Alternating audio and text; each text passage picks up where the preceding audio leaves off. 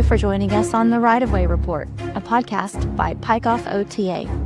You can join us here every Monday morning at 10 a.m., where we will bring you updates on legislation, litigation, and landowner information.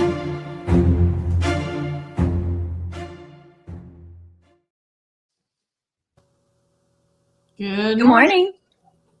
Yeah, here we are again. It's Monday. Beautiful day. A nice Easter weekend. How was your weekend with the family, Kelly? It was fantastic. We just relaxed and didn't really do much other than, kind of cleaning house and, some spring cleaning. And Travis was outside paint and trim on the house, doing a little maintenance since it was so pretty out. And got to see all the kids from college were home, which was nice. That's awesome.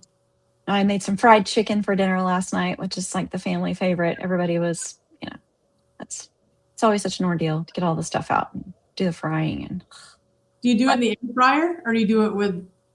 No, I do it in the cast iron skillet. Wow. Well, so when I say fried chicken, I mean fried chicken tenders. I cut it up into tenders and then fry it that way. And then Natalie and Carter like it with rice and this honey sauce. So I have to make the honey sauce and a little bit of rice for them. So anyhow, Nice. what did you guys do? Well, we started the weekend with a Carl Albert track meet on Friday. And then we had a soccer game on Saturday, even after all the rain because we were playing on turf.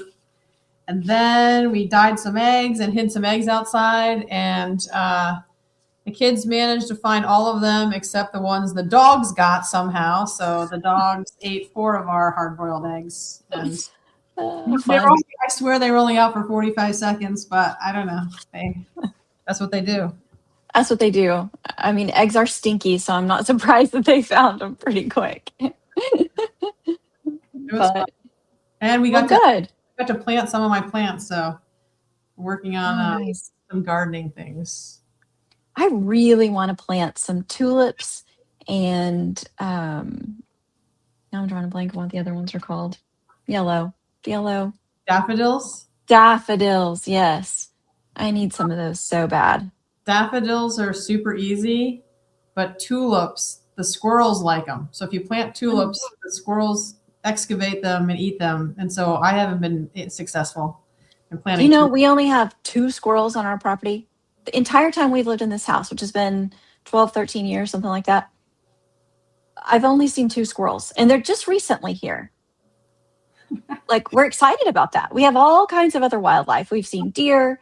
There was literally a coyote in our backyard just a few days ago. And bobcats. I'll have to show you the photo sometime. We have a photo of a bobcat in our backyard, like right at our back fence. Or maybe that's why you don't have any squirrels. That could be. We have tons of rabbits, field mouse, like these giant field mice. You should see how huge these things are. They're notorious for making nests in our cars. As a matter of fact, Natalie and Nathan both, while they were home over spring break, they had nests built in their car, and it actually disabled Natalie's car. She was actually trying to drive home. She was on I-40, and all of a sudden her car went into limp mode. And so she calls and she's like, I'm on the side of I-40 and I need you to come get me. And I'm like, what is going on? So we get there, pop the hood, and there's this giant nest in her hood. So we told Nathan, you better check your car. Sure enough, he opens his hood and there's one in his. And we're like, That's pretty fast. They're industrious. They are. So anyway, the joys of living out in the country. That's right. That's one of the downsides, I guess. One of the only ones. But anyhow. All right. Well, I have chatted forever and ever. So. Oh, we're good. We're waiting for people to pop on. I think we're good. But we have another big show. I don't know if it'll go an hour and 45 minutes like last week's, but we have some things. It wasn't quite the shocking week last week that it was the week before. But we're going to talk today about some legislation, and we need some action from people. And then we've got the Oklahoma Turnpike Authority meeting tomorrow that we'll talk a little bit about. And then we got the City of Norman elections that are tomorrow. So if you haven't voted early, you got to vote tomorrow. We'll talk a little bit about that. And then some people have been contacting us about getting letters of potential property takes on the southern extension. So if that is you, we'll talk a little bit about that, and then we're gonna do some Substack work to get out the word broader. But you want to start with legislation? Yeah, let's do it. Get us up to speed. What's going on? Yeah. So I don't know, people who've been paying attention, because it's like just crazy up there. But I'm going to talk a little bit about our bills, and then I'm going to read some bills out that are getting heard right now and about to get passed into law that I don't really think a lot of people know about. So, they try to slip things in under the guise of the Rules Committee and all these other things, and get initiative petitions through with joint resolutions, which is a lot cheaper than having the citizens do it, but it only happens when you have the corrupted legislators leadership do it for you. So we'll talk a little bit about that. But right now, the good news is our Senate Bill 80 has been scheduled for the House Transportation Committee. And I'm going to put that up here. And we've been, that came through the Senate last year, and it got its title put back on the Senate floor the other day. And it is all about sunsetting the location authorizations after 5 years, which is great. So 22 of the 35 existing authorizations are going away, which means there'll be no more confusion for right now about what authorizations are alive and what are dead. So anything that's infeasible or will not be built is being put away. And shocker, the Oklahoma Turnpike Authority actually agrees with us that this should be. So they're not fighting us on that. So that's what it does. And then if you've read the Substack, the rest of the bill is for just adding things that the Oklahoma Turnpike Authority already does, but doesn't really do it, in my mind, in the correct order. But it's saying, they have to notify the homeowners, and they have to have public meetings, and they have to do all this thing. So there's a lot of good transparency in it, except there's just no teeth. And so I've written a few emails, and I've asked for an enforcement clause to be put in. So if you contact the Transportation Committee, all the members are listed on the screen, and I'll put up the Chairman Ronnie Johns. We would like you to say you support this bill, and you would like to see some enforcement be placed in this bill. So it could be like the requirements of this subsection relating to public notice, publication, public meetings, online comment, and reporting shall be mandatory, and jurisdictional prerequisites to the authority's approval of any contract to undertake the design of a new route of an authorized turnpike project, and any approval by the authority of a contract for design, right-of-way acquisition, or construction of a turnpike project shall not proceed and shall be subject to injunctive relief until compliance is achieved if the authority has failed to comply with the requirements of this subsection. So what I'm doing is I'm trying to say, look, you can't just say you're going to have a public meeting and then say you're going to put out the public comment and then say, oh, everybody agreed with it. But in reality, 97% of the people didn't agree with it. There's some teeth. And I want to put in more teeth, but that's not, after 4 years of doing this, I've kind of got a reality check of what's actually could happen. And then what we really want in here is collaboration. So if you write to them, say, hey, I really like this bill, I think it should pass, but I'd like you to place some enforcement language and collaborative language in there. And the collaboration sentence that I want them to put in is, prior to seeking legislative authorization or approving any contract to undertake the design of a new route of an authorized turnpike project, the authority shall engage in consultation with each municipality and county in which any portion of the proposed route is located or reasonably anticipated to be located. Such consultation shall include a written notice to the governing body of each affected municipality and county, including preliminary route maps and project information, an opportunity for each municipality and county to provide formal written comments or adopt a resolution within not less than 60 days, and at least one publicly noticed meeting in each affected county with invitations extended to affected municipalities.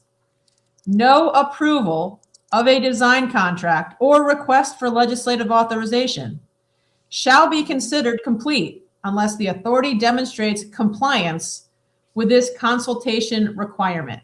And why do I want this in here? Because in Senate Bill 80 last week, Senator Blair and Representative Tedford put in an amendment to build a new bridge across the Arkansas River in the vicinity of Bixby. Now, I'm not in that community, so I'm not going to tell you that they don't need a bridge. I'm not going to comment on that.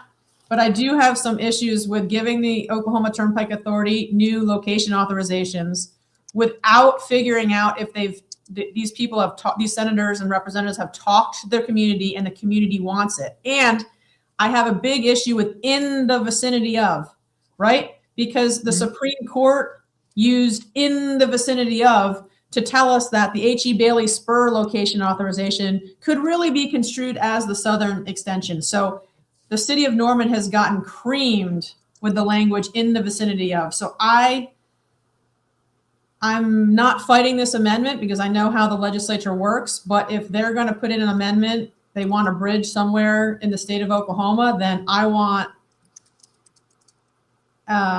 some kind of assertion within the statutes that they have to have done some kind of collaborative work or let them know before they come to the legislature. And also, what happens if they don't follow all these new rules we're putting in there? Is it up to the citizens to sue them again? Yes, of course it is. But let's put some enforcement that they can't move forward unless they actually complete this stuff. So please write to your transportation committee, House Transportation Committee, and tell them you support it, but you'd like to see some enforcement and collaborative language placed in there. Okay, and then we've got two more bills that are still alive, and this one, House Bill 3453, it requires condemning agencies to prove necessity to use eminent domain. It's headed to the Senate Judiciary Committee. This is an awesome bill. It was really awesome when I wrote it the first time, but it's still okay after the 10th iteration. If you are interested to know why I think it's just okay now, it's because they took out the oil and gas and the utilities and railroads from this. So pretty much like, I don't know, 60% of all the condemning entities in the state of Oklahoma don't have to follow this law.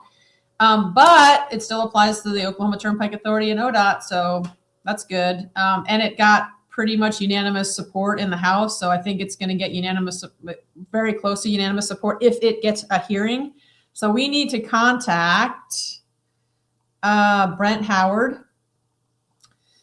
and he is the chairman of the Senate Judiciary. And we would like to say, please hear this citizen protective bill requiring the condemning agencies to prove necessity for eminent domain takes.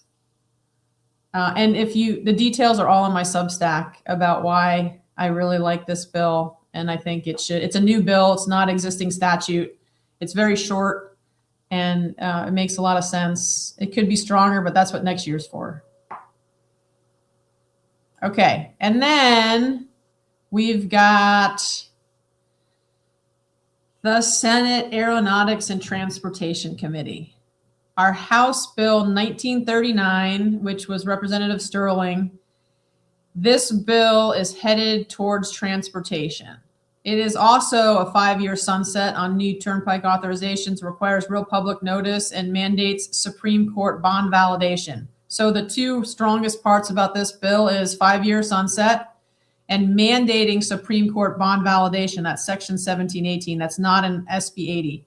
It also has the same issues with enforcement and collaboration because the House leadership made us take out our statement on collaboration before they'd let it be heard.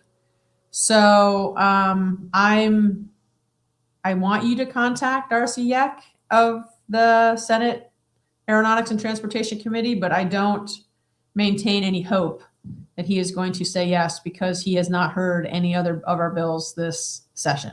So I think our best bet are the first two, Senate Bill 80 and also House Bill 3453. Although Representative Sterling has done a really good job for us getting this bill out of the House from last session and into the Senate. So we'll see what we can do.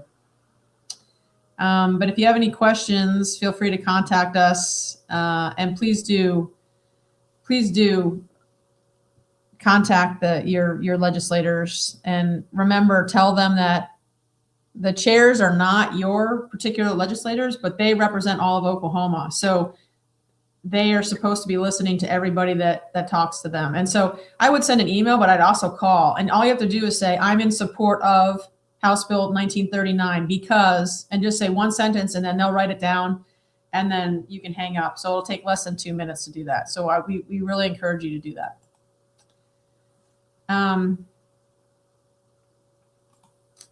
Yeah, so that's the legislature. Hopefully we can get some more bills through. Remember, it has to go through 2 committees in the House and only 1 committee in the Senate to get to the floor. And once it gets past the floor, if there's no amendments from when it first started, it goes to the governor's desk, and he can either veto it or sign it. I have, to be honest, SB 80, if it stays like it is, and House Bill 3453, if it stays like it is, I think is pretty a pretty good chance of making it all the way through the process, which is good. So you want to talk about the city of Norman elections tomorrow before we talk? Okay. Yeah. So everybody in Ward 5 better be out to the polls, because we have a Ward 5 council person election tomorrow. And everybody already knows what my preference is because I said it on Facebook and out loud, but I am voting for Trey Kirby because I think that he's going to do a fantastic job. And he's lived here his whole life. He's been really involved at the city council. He came out throwing punches back in 2022 with us when we started Pike Off OTA. He's always been a big supporter, and I think his heart is in the right place. And I don't believe from my conversations with him that he can be bought. So he will listen to the voices of Ward 5. And I don't know if are there any other wards that are having an election tomorrow? No, I don't think so. This is a special election. I think, maybe I should revisit that before I say that as confidently as I did. I know we have those bond measures, but I didn't see anybody else. I didn't think I saw anybody else in the wards. For some reason, I think this is just a special election for this council position because the former councilman, which was Michael Nash, moved out of the district or moved out of the ward. And so I could be wrong. It looks like Tanner's popped on and said he believes it's just the questions. No other wards have a runoff. So it sounds like we're on the right track. So I would please ask, the turnout for the elections is typically terrible. And, Oklahoma has a serious problem with having so many elections because it honestly, I think, almost purposely reduces the amount of people that show up to elections. But forget about the national, right? We cannot do anything about the national elections. What affects us the most are local elections. And the people that affect us the most are our city councilmen and our district commissioners. The district commissioners have all the money because of the property taxes, and the city council have to keep the city staff in check because the city staff are the ones running around trying to do things behind our back. So you really need good people in those local positions. And I would say that they even have more influence over our lives than our state elected representatives and senators. So these local elections that really no one wants to do because you get paid nothing and it's so much work. I just think when you have somebody good that's in there, you need to go tell them that you support them and help get them in there, because elections can be won or lost by 2 or 3 votes at that level. And when only 1,000 people are voting, that's it's a really small amount. So get out there. Let's hope we have a banger for a turnout, more than 15%. Hopefully, that's what it was last time. And read those propositions, which are Proposition 3. It's just amending the city Norman charter to update when newly elected city council members and the mayor officially begin their terms. Proposition 4 would do something with the certified public accountant eligibility. And then there's bond votes. So there's a bond vote for the roads, and there's a bond vote for the homeless shelter. And I thought there was one more. There's 5. Of course, I can't find it. It's somewhere on my desk. I got the mailer from the city Norman. Oh, wait a second. Here it is. Proposition 1, streets bond renewal. Proposition 2, guest tax amount. Propositions 3 and 4, city charter changes, and Proposition 5, shelter facility bond. So read about those. We're not going to tell you how to vote, but because we all might be voting differently, but just, if I don't know if you all got this from the city. It tells you can read about them and see what you want to do. But honestly, the most important part is voting for your Ward 5 council person. So please do that. Mm-hmm. Okay. Do you want to talk about the Oklahoma Turnpike Authority meeting tomorrow? Yeah, so tomorrow the Oklahoma Turnpike Authority has their monthly meeting. Is held at ODOT headquarters, and which is up kind of catty corner to the state capitol. It starts at 10 a.m. I would highly recommend anybody who has the time to go. It's important because the room is always packed, and it's filled with employees from the consulting engineering companies, the construction companies, and it would be good for them to see us as people. Because right now, as they're drawing their plans, we're just a parcel number, we're just a number, we're in the way.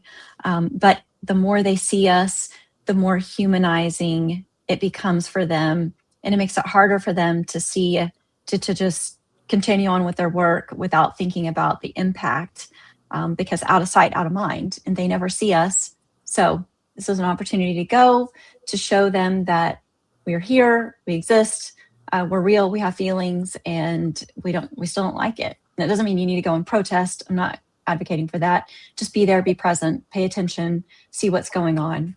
And so tomorrow, one of the things that I'd like for everybody to take note of is that I should have actually had this ready to go, but I'll try to post it later. The Turnpike Authority is voting to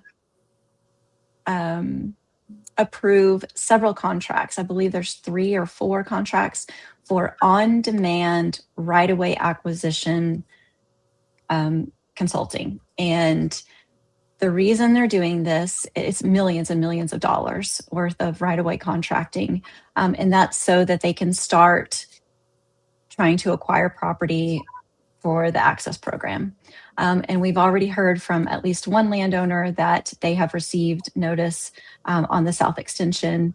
This was a landowner that is kind of on the southern tip, sort of right there where the South Extension is proposed to connect with I-35, not too far from there. So, and they did say at the February meeting, the OTA spokesperson said that they intend to be letting people know on the South Extension if they are going to be impacted. I think what they said was as early as the end of February. So here we are in April, and sure enough, people are starting to receive those letters. And I just kind of wanted to talk with you guys a little bit about this and show you what these letters are going to look like. They're going to come and they're going to say, oh, wait a second. That is, oh yeah, that's the right one. It's going to say that they're going to do this surveying, and that they're going to give you the name of a right-of-way agent that you will be working with and their phone number. And it requests that you call them to schedule a meeting. And so what I wanted to point out is, first of all, please don't panic. If you receive this letter in the mail, just know that it's coming. If you see that your house is in the path, just know that you are going to get this letter, and that this is nothing to necessarily be afraid of. Is it concerning? Yes, absolutely it is. But I don't want people to panic, because this is not the end. Then it is not a rushed situation. I know it feels like that. As soon as you get this, I'm sure that your initial knee-jerk instinct is, I've got to call them and find out more information. And they do that on purpose. They want you to initiate that call. But if you notice in here, it says that when you do call, that does begin the process of, you making that initial contact, that you are ready to start this process. And so I would just encourage you to don't rush into that phone call. I would love for everyone to contact us first. That way we can speak with you one-on-one and kind of figure out where you're at and give you some helpful tips before you make that phone call. There's a couple of things we can go ahead and talk about now. And so it's important that you guys understand that part of the reason they want you to call and talk with them over the phone is they're trying to build trust. They will try to meet with you in person. They will try to talk with you over the phone as often as they can. These people are genuinely nice people. You're going to like them. They're kind. They're compassionate. They're going to be one of the first people that you come in contact with the OTA that actually appears to care about your situation and understands that, one, it's not fair, and that, two, that you didn't ask for this. They're going to validate you over and over and over again. They're going to validate your concerns. And that's their job to do that. But I also want you to understand that they work for the OTA. They don't actually work for you. You do not pay their salary. You're not paying for their services. The OTA is. And so they report back to the OTA. As a matter of fact, they keep a log of every interaction they have with you, and they have to provide that to the OTA. And so that's their accountability, that they're doing their job, that they're documenting every step of this process. And it's all about all the documentation. And the reason I know this is because I have these from open records requests. And the reason they're documenting this is you can see that their goal is get the landowner to sign that you can go into their property, that they are going to agree to this amount. It's all about documenting that process and trying to get you to close on your house. So I just want you to keep in mind, I'm not saying they're bad people, they're not, but I want you to have a hefty amount of caution as you speak with them. And so part of the reason I feel like they have you do as much in person and over the phone as they can is because, one, that humanizes it, just like we were talking about at the OTA meeting. I think you guys should go so they start to see you as people. And they do this intentionally as well, because the more you visit with them in person, the harder it is to not like them, the harder it is to not trust them. And another thing is they can tell you things in person that they may be really hesitant to put in writing. For example, almost all the landowners that I have spoken with, and I have spoken with dozens of them, is they will say in this initial meeting, one of your main questions is going to be, how long do I have? When do I have to be out of my house? And they're going to give you a specific date. And like in the last year, over the summer and in the fall, people were being told, oh, you have to be out of your house by December of 2025. And lo and behold, December comes, and guess what? They haven't even come to an agreement on how much the price is going to be. And then when they did come to an agreement, they're told they can stay in their house like through the rest of 2026. So I just want you to know that it's not a rushed situation. Number two, you have to get these things in writing. You have to be very cautious as you're speaking with them. So I just encourage you, when you do make a phone call and you are talking with them on the phone, or you do have an in-person meeting where they come to your house or you meet somewhere else to go over things, it is very important that, one, you take notes. Number two, you need to follow up every in-person interaction with an email, and you need to restate every single point that was discussed during your conversation. So for example, if they said you need to be out by such and such date, you need to put that in your email. Per our conversation, it is my understanding that I have to be out of my house by such and such date. And then at the end, just close it with something that says, if any of this information is incorrect, please, make those corrections now, or, something along those lines. That way, when you go back and you're looking through your notes, and it's going to make it a lot harder for them to tell you things that may not actually be 100% true, or that there's a lot of reasons why you need to get this stuff in writing. So be sure to follow up all those interactions. It's harder to manipulate you if you do things through email or written communications than it is to manipulate you if you are in person or over the phone.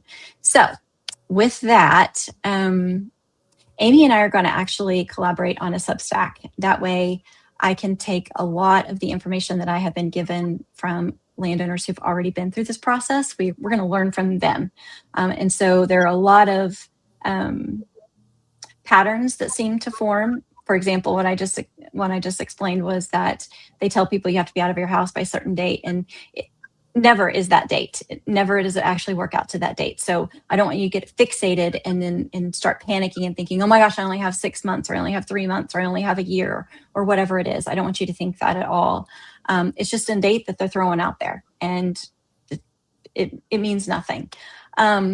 In every case that I've talked with a landowner, I've never had a landowner that's told me that they had a date and they actually stuck to that date. Every one of them has been extended. It's just a negotiation tactic. So when you negotiate, you want to set the anchor, and they're setting the anchor in fear. So they're trying to make you make a decision with fear instead of education. So you need to understand the manipulation. And that's a good negotiator does that. And so you have to understand what they're doing. They're setting that anchor, and you need to resist it. And what I would say too, like when we have a medical issue and we bring an advocate with us to a medical,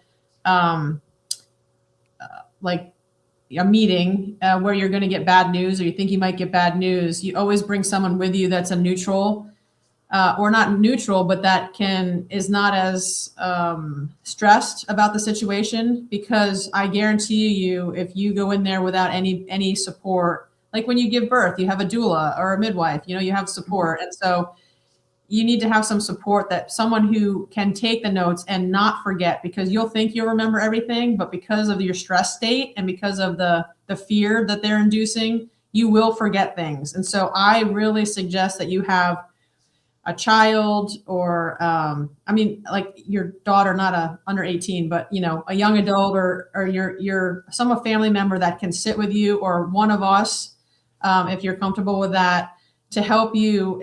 We're not negotiating. We're just sitting there taking notes to make sure that everything that is said is being written down and recorded. And so that you have the best way, like Kelly said, when you return all of that after the meeting, when you turn it in an email and say, this is what happened, you're remembering everything that happened. Because I'm guaranteeing you, from knowing what I know from what happens during medical situations where you think you're going to remember, you do not. And so this is like that. And that you need an advocate. And so we highly recommend that you have some kind of advocate, a friend, a family member, a member of Pike Off, somebody with you to help you through that situation. That's what I would recommend. I would have that too. If when they come to my house, if they came to my house, I would have someone other than me taking notes, because I would be so focused on what's happening that I would probably maybe forget to ask a question or miss something. You do. And so, yeah, I would just strongly recommend to please check in with us before you make this phone call. There's a list of questions that I would love to provide you with that I think you should ask. And then obviously you're the same list of questions and some different ones as well when you actually do sit down and meet with this person in person. And just like Amy said, that's something else I was going to recommend as well, is that you bring a third party along, bring someone else along that's not as emotionally invested as you are, because they're going to say something that is going to be very shocking to you. I mean, how could they not? The nature of what you're going to be discussing is going to be incredibly emotional. And so while you're wrapped up in this emotion of, oh my gosh, this is the date, or whatever the trigger is for you that kind of sends you off into panic mode, you need someone there that can stay grounded to help remind you to ask the questions that you mean to ask, and then to document those answers, and to kind of, then you can talk with them later and say, Is this the way you interpreted what they said, and those sorts of things. And it's a lot harder for somebody to manipulate you when they know that you have someone there that is not emotionally invested, because you know part of their plan is to play off of your emotions. Just like if you have a 16-year-old child and they're going to the dealership, you're going to buy them a car. You know that that car salesman is going to play off of that teenager's emotions. Oh, dad, you know, you want to buy this Mustang with all the fancy gadgets and whatever, because you can see this kid is getting super excited about it. And you're going to try to play into that emotion and get that father to, you know, buy the top of the line Mustang for their 16-year-old kid. So have that third person there. I would be happy to come sit with you. I don't have to say anything. I'm sure there are other people within Pike-Off that would be happy to do that as well. Or grab a neighbor. And that actually brings me to the last thing I wanted to talk about is most of the time, the Turnpike Authority is going to be contacting a total take situation first. So not the partial takes, but the total takes. So look to your neighbors that are also in that path and talk with them. Find out what's going on with them. You don't have to share personal information. They don't have to tell you this is what we offered or anything like that, but you should absolutely be comparing notes to make sure that they're not just copy pasting what they're saying to you to someone else, because everybody's situation is unique and you need to make sure that they're treating you as a unique individual. But it's just also helpful to find out, you know, when are they telling those people they have to be out? When are they, you know, how are they telling them, how are they negotiating? Did they get to counter 3 times or 1 time? And those kinds of things. So I think it's really helpful that neighbors stick together. I mean, that's part of the reason we love where we are, is because we have our neighbors and we have this amazing support system most of the time. So check in with them. This is not a time for people to close themselves off. It doesn't mean you have to give up personal information, but share with your neighbors, because that's going to help you too. By talking with them, you're going to find out, oh, well, they told me I have to be out by, you know, August, and they're telling my very next door neighbor that they don't have to be out till the following September, like, or, you know, June or something. Like, what, that those things don't jive. So it's a good opportunity to fact check, to double check the information, the timelines, and those kinds of things. And especially once you get your appraisal report, I would highly encourage you to compare your appraisal report with your neighbor's appraisal report. Did they give you both the same comps? You know, those kinds of things. So anyway, there's a lot more that we can share at a later point in time. I think those are the high points for now. But please reach out to the Pike-Off email or the phone if you'd like to talk with us about, you know, what this process kind of looks like, because that will help take some of the anxiety out of it. But just know that we're here for you, and we'd love to help you in any way that we can. And one of the best ways we can do that is to prepare you with the questions to ask, how to follow up, things to watch out for, you know, just how to be your best advocate for yourself. Just like Amy was saying, when you go to the doctor, you know, you need a third person there to kind of keep things grounded. So I think that's about all I had for the landowners, unless you can think of anything else, Amy. Can I share my screen and show who they're condemning, who they've gone to condemning, so we can explain that on the agenda just a little bit? Yeah. Yeah, so I'm going to show you what the, let's see. Nope, not screen 1. Screen 2. Screen 3, here we go. So if you can see here in their agenda, they have done a resolution of necessity for the following properties on the East-West connector, and a lot on the Turner, but just on the East-West connector. And they have put a little star next to some of these, and that means just a title issue. I can't tell anybody what to do, but if this were me, I would be taking this all the way through and trying to, unless they were offering me a ton of money, I would be taking this all the way through. It seems like on the East-West connector, the only people that are fighting this are the companies. So The developers. the Yep. developers, the only people, because they know if they take them to court, they're going to get a boatload more money. And I think that the fear tactics and everything are working in the OTA's favor, and that people are just saying, "Oh, I'm done with this." And it doesn't even take that much more work to go to condemnation, because most of the Kickapoo condemnation cases were done wicked fast, and because they knew that there was a low offer, and then they came in with a bigger offer after they went to condemnation. But if you force them to go through condemnation, you will always prevail. And so I think that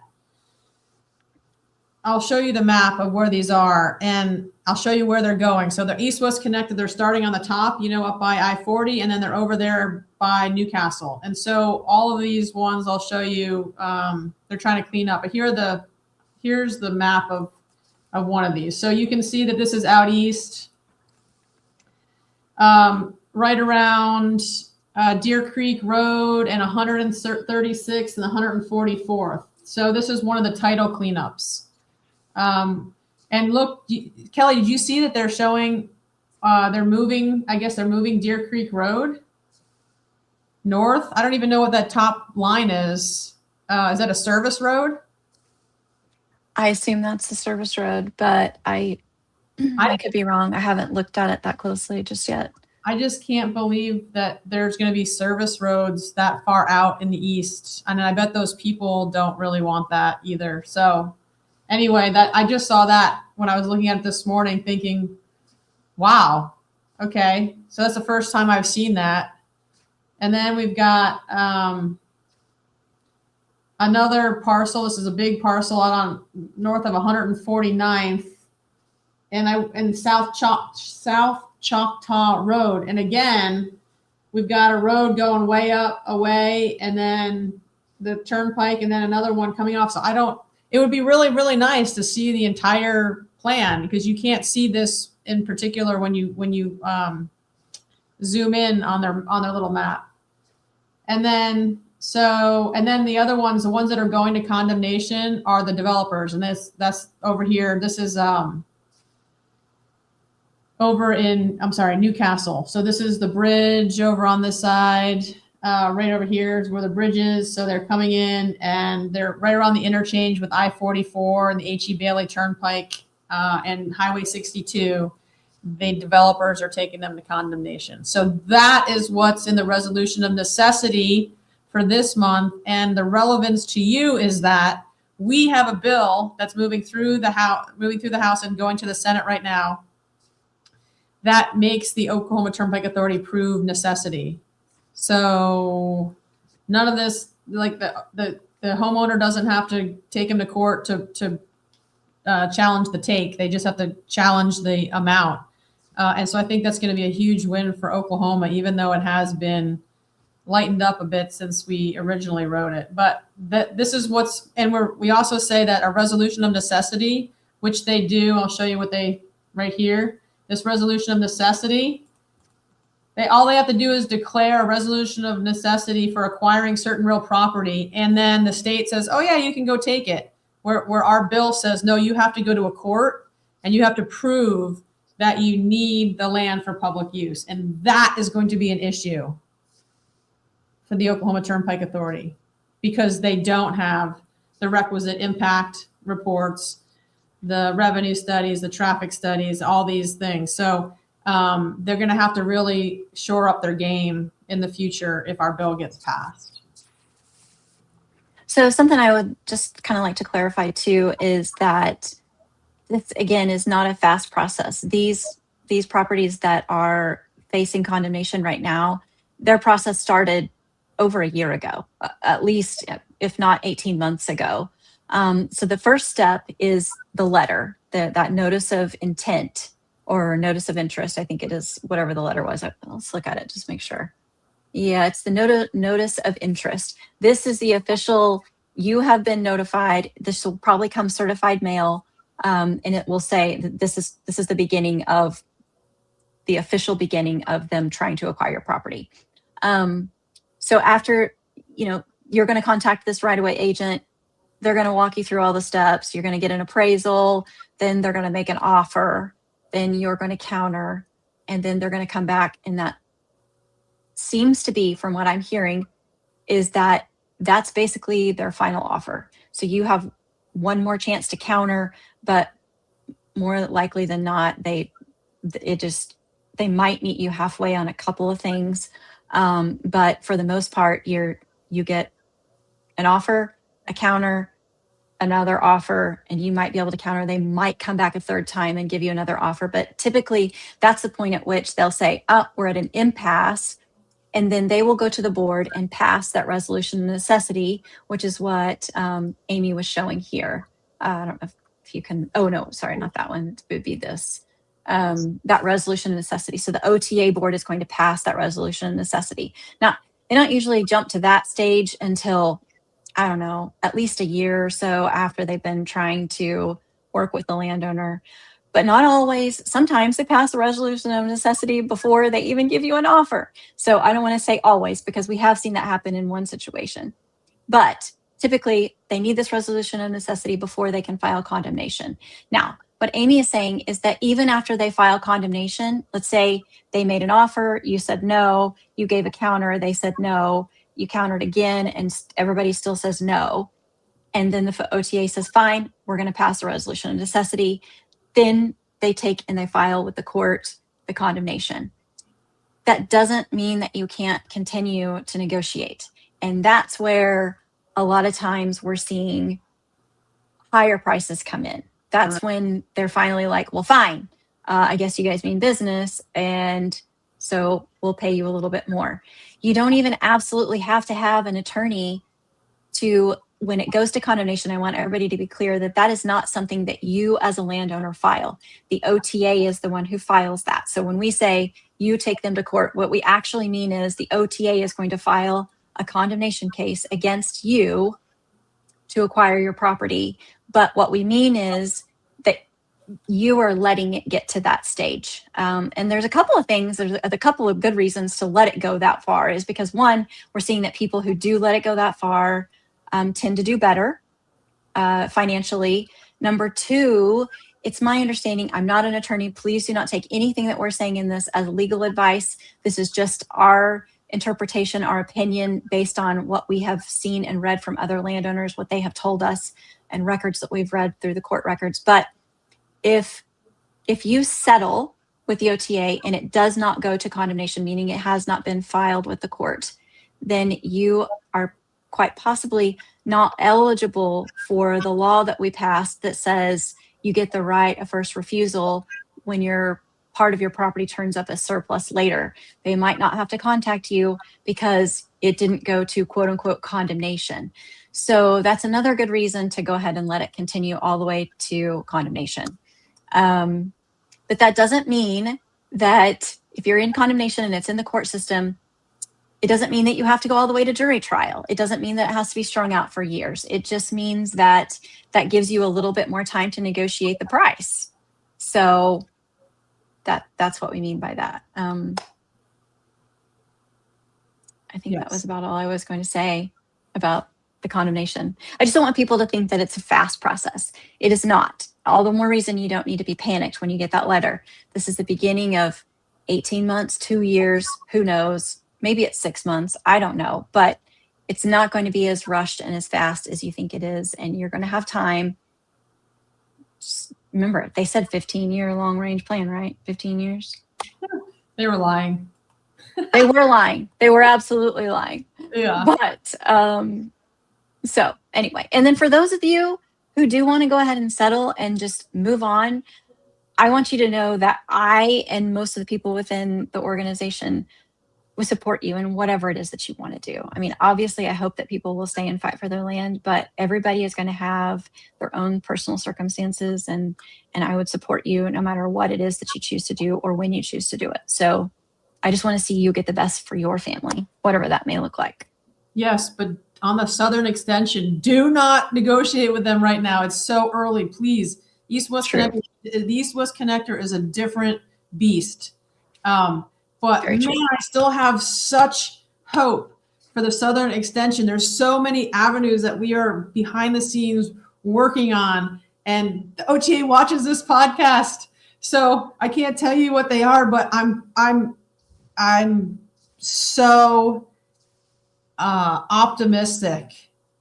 And if you start selling them your land, it makes it harder for the community to fight. And so I'm asking you to stand with your community, drag your feet, negotiate, but don't just it's so much better if you would just hang in there on the Southern Extension, because they are so many years away.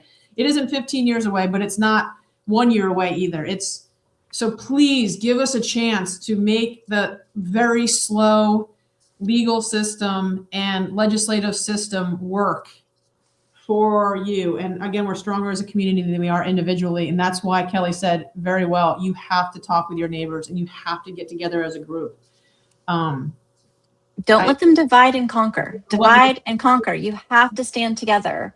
I know, just like when you get a medical diagnosis, it's really hard to talk about it with other people because you don't want to make them uncomfortable. You don't want to, give away personal details, but it's so, so important, because if you're talking with your neighbor, you're going to feel supported and you're going to feel stronger, and you're going to realize you're not in this alone, and that, oh, well, they're giving us conflicting information.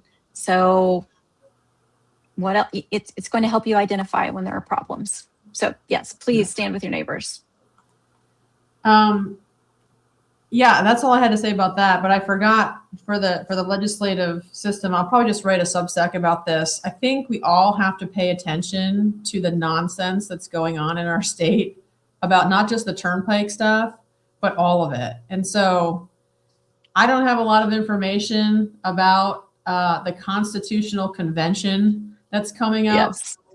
Yeah. But one of the leaders, Hilbert of the House and Paxton of the Senate, who is the floor leader or the Speaker of the House and the Senate pro tem, filed a joint resolution to come up with an initiative petition, or I guess it's not called initiative petition, a referendum petition to put to a vote to the people, that they want to change our Constitution. So, there's two ways to get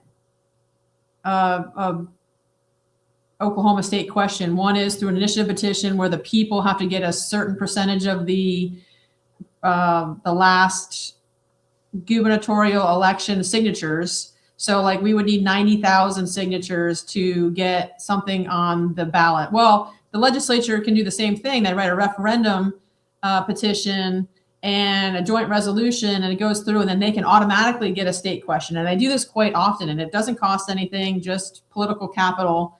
And right now, they're directing the Secretary of State to refer to the people for their approval or rejection a proposed amendment to Section 6B, Bravo, of Article X of the Constitution of the State of Oklahoma. And they're requiring, this one is changing the assessed valuation of taxable property for certain purposes, meaning they're removing in the state constitution the ability for any manufacturing facilities to not pay ad valorem property tax. Yeah, they're changing that. That's at the same time. That was the wrong one. I have them all these pulled up. And this one, this is Medicaid expansion coverage. I haven't read that one. And this one is, oh my gosh, where is it? I had it up. And this one is the Constitutional Convention. You want to put it up there? Yeah, but it's not, this one's not it. I got to find the number. I got a notification that they changed the rules. Let's see what it is. So let's revisit that for a minute. So every 20 years we're supposed to revisit the state constitution. But the scary part about this right now, and it hasn't actually been done since like the 70s or something. 1970, yeah. And so what's scary to me is they're proposing that the only members who will be invited to participate in this meeting of, amending, I'm assuming they're going to amend the state constitution, would be members of the legislature, period. No regular citizens whatsoever. Like, I don't know how that's different than what we already have. Like, they already have a voice, they already have a position. It's it's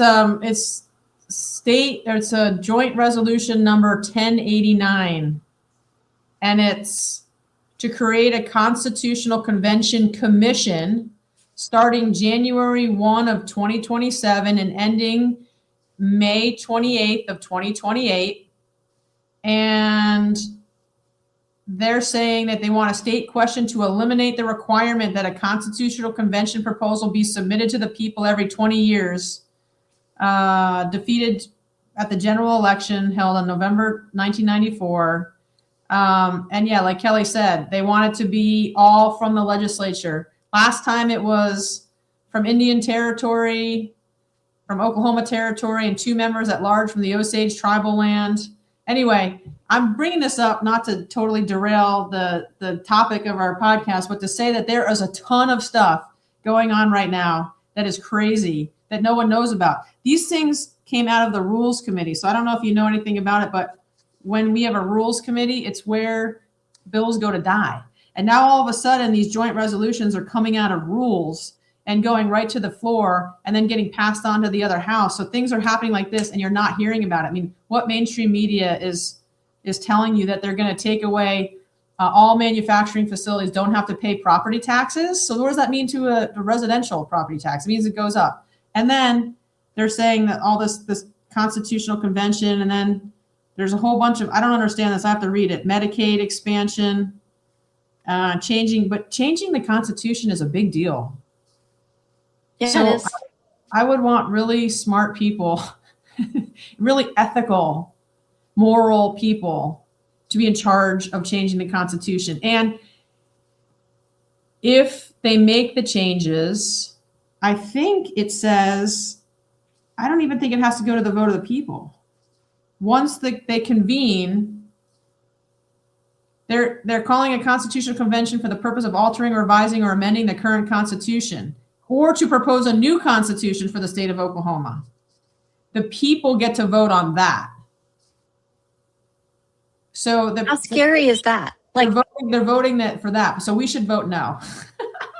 And they say they're going to go in and they're going to clean things up. Well, there are some things that probably need to be cleaned up. Like, for example, 1705, and then there were all the authorizations that were numbered. And there was a point in time where they added an authorization and they just shifted all of the authorizations up. And so the numbers didn't jive anymore with 1705F, which said, authorization 20 and all these other, whatever it was, were all supposed to be under one bond indenture. All those numbers were wrong. They didn't apply to the correct turnpike anymore or authorization. So things like that should be cleaned up. But what if they gave the OTA more power? I mean, I don't even know how that's possible at this point, but what if they did, or yeah. Yeah, it's crazy. But I guess I wanted to end with maybe showing people the STATELENS system, but it's being really slow, so I don't know if I should do it. I'm going to pull up a House bill. I don't know if everybody's checked out the STATELENS system yet. I'll pull it up once I get this to go. The Oklahoma STATELENS is a nonprofit organization that does a pretty good job of pulling together all of the bills. Here it is.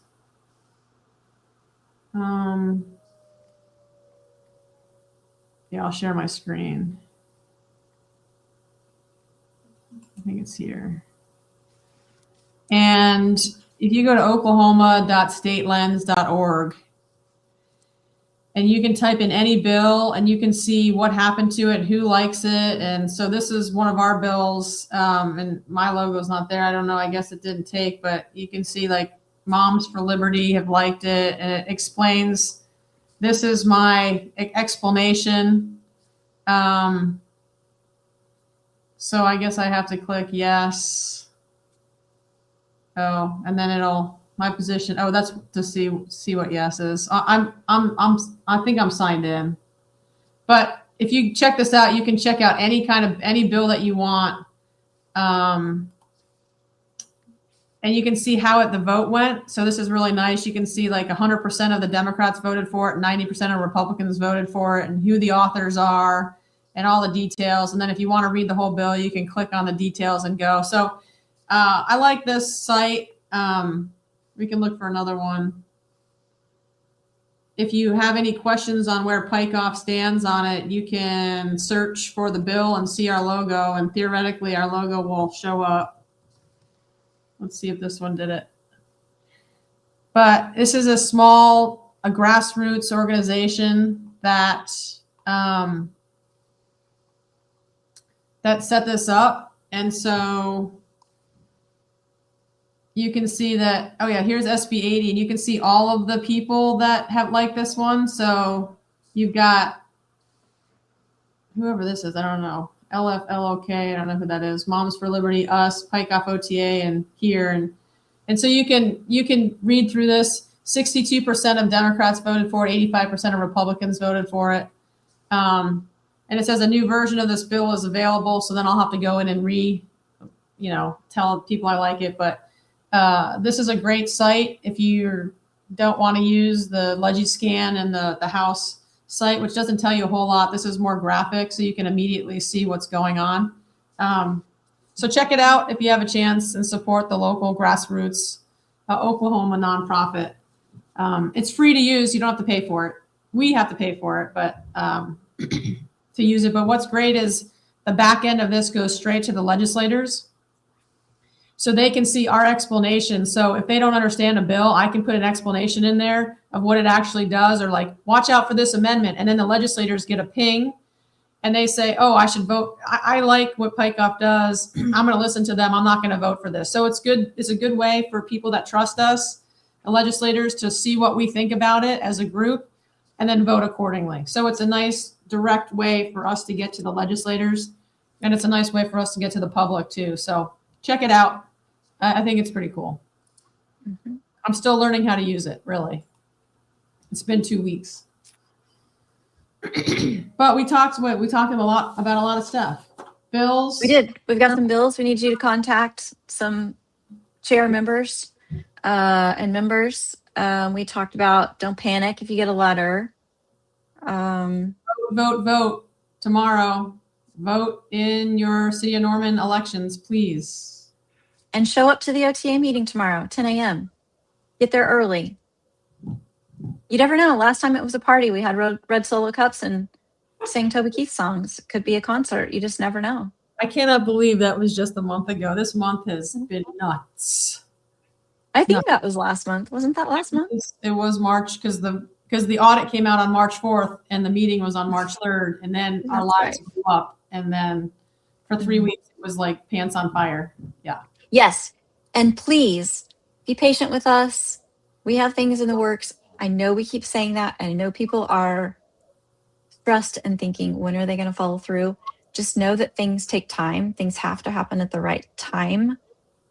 And we want to do them right instead of rushed. And that's exactly what we're encouraging landowners to do. Do it right and not rushed. So anyway, I think that's about it. Go vote. Ward 5, go vote tomorrow. The wheels of justice work slow, but hopefully at the end, we will prevail. So keep going with us, and we'll be back next week telling you what happened to SB 80 on Wednesday. Mm-hmm. And let us know. Send an email to the PikeOff email if you receive a letter.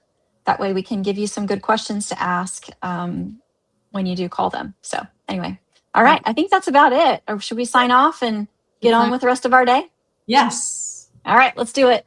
Have a great week, guys. Bye. Bye.